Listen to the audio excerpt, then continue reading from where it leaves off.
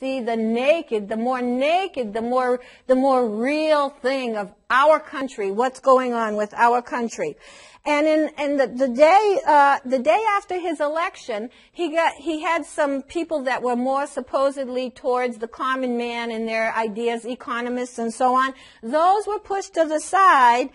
And instead he hired for his administration to manage the Treasury and to manage things financial and all about the money. He hired all the people involved with the Rubin crowd. This would include Timothy Geithner.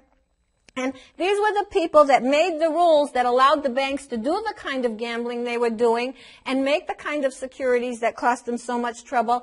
And these were the ones that went and said, we want money and we want it now and we want no strings attached.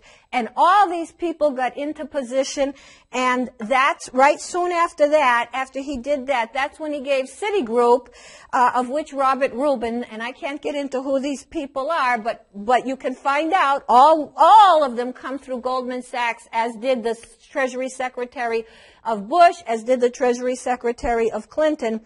And they get the $306 billion on November 23rd. Free money, pretty much, pretty much free money, no stipulations. AIG gets $182 billion along the way, some starting earlier than that time, of course.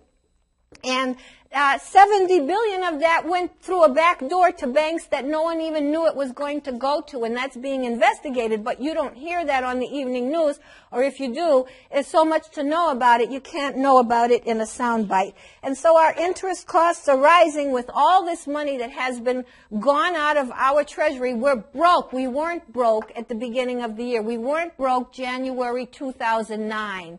But now we are broke, and we're digging a hole deeper and deeper, not for the rich people. We're digging a hole for the middle class and the poorer class and anything in between. That's who pays the bills, and that's who is going to be suffering, and how are we going to pay for Social Security? How are we going to pay for unemployment? How are we going to pay for food stamps? How are we going to pay? Where's this money coming from? Where's this money coming from? So people say, what the heck is going on? They see all these cross currents that don't make sense. And then, you know already about Mr. Obama's lifelong, I won't even go into those because I see our time is going fast here. I'm watching my watch. This is a short show. But I will say this, to get to to try to make as many points as possible, that the way that Mr. Obama proceeds kind of really is, whereas Bush was my way or the highway, and he was, Mr. Obama is similar. He's got this singular point of view no matter what else goes on. Sometimes when the outrage gets too much or too many elections for the Democrats are lost, he reverses, but he doesn't really, like fiscal discipline. He's like, he's going to do something about that, but first he's going to spend more money.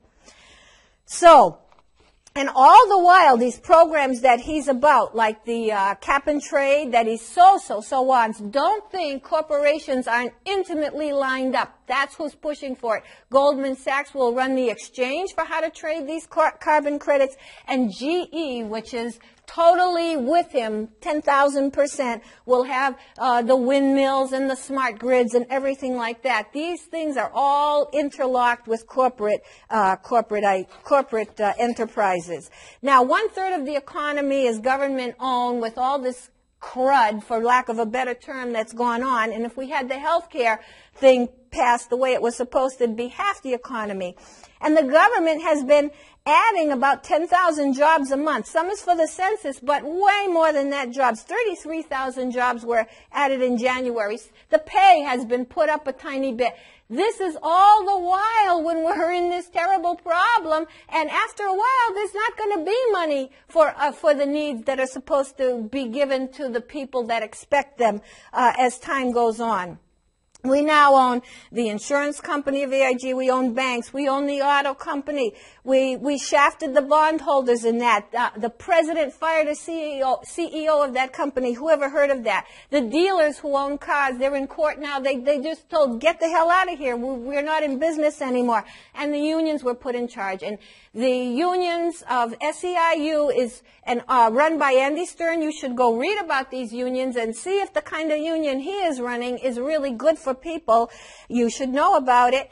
And actually, too, to get the stimulus money, the stipulations are the people have to be in unions, too. It's going to be, and there are people behind Obama. He's not the only one up front. People you don't know about, enslaving people into this unionist way of life. If you look at the kind of unions we're talking about, then card check, no private ballot, so that they can make people be in unions just by looking them in the face and saying, you want to be in the union? And you have to say yes or no. There was something in the health bill that was eventually going to try to get doctors into union. I got something in the mail that was trying to get mental health care workers into the union. And then scapegoating people. Even the president once called the Tea Party teabaggers, who are just people like, if you knew them, you would see they're trying to pay a mortgage, they're trying to make sure their kids are safe at school, they're trying to do all the ordinary things. That's all they're trying to do. And then state control of media, which we've been through before. This is very essential. It certainly got MSNBC, although even they are getting a little critical these days. Things are not too happy going on in Washington. Then the president says the other day he doesn't want the states to use the National Guard. He wants to federalize them. Say what? Say what? And now how about AmeriCorps? AmeriCorps, did you ever hear of that? It was passed, I believe, in April. And let's see some of the things the bill had in it, that all individuals in the United States would be in this service that had practices of civilian and military combined in this country.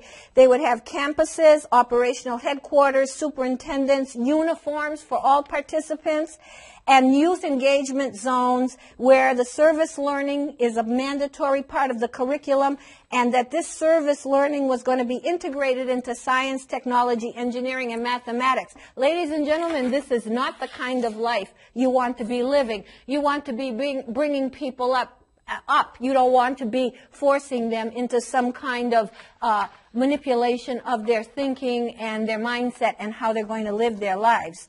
Then the schools, this Arne Duncan, and now the record came out in Chicago that it wasn't so good recently.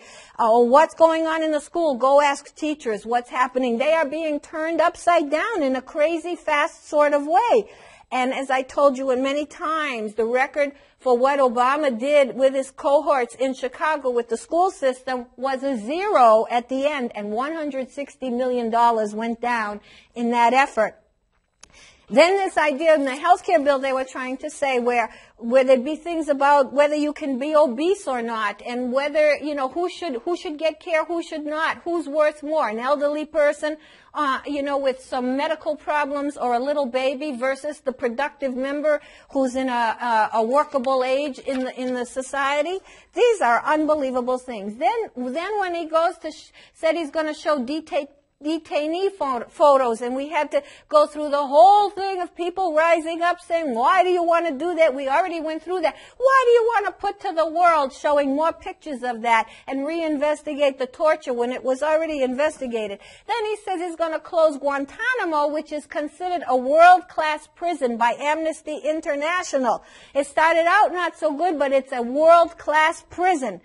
And why? And do you think that the terrorists would be less concerned because the prison in Illinois would be holding the terrorists? Would that make a difference? What do they care about? The bombings in Pakistan and Afghanistan, which have escalated greatly under President Obama, and he didn't even inform the Pakistanis when he first started increasing the bombings.